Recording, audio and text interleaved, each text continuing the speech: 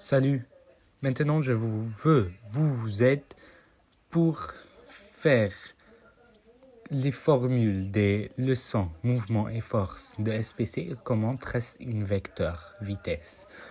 Alors, on a la première formule, c'est la vecteur vitesse, comment trouver avec un point d'avant, un point d'après.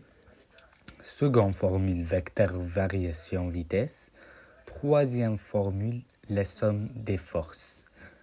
Alors, pour tracer une vecteur, c'est pas assez complexe, c'est facile, mais vous devez savoir quelques points. Alors, la première méthode, comme je dessine ici, entre les points, je veux vecteur variation vitesse de, par exemple, point V3.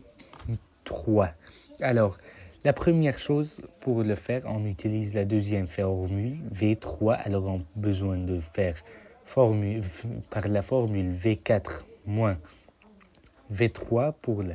Alors, on a besoin de deux points.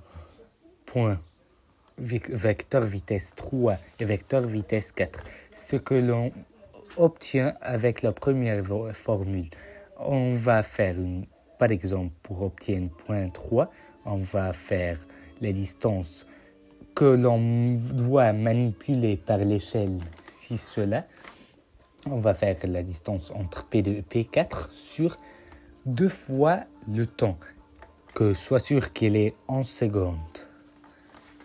Alors, on fait le même pour vecteur, pour le point 4, et alors on le fait la différence entre les deux vecteurs par la formule qu'on utilise ici, V3 égale à V4 plus moins V3. Alors, on obtient le vecteur vitesse de 0.3, vecteur variation vitesse. Et l'on dessine à travers l'autre échelle de centimètres égale à 0,50 mètres par seconde. Alors, on a dessiné le vecteur variation vitesse.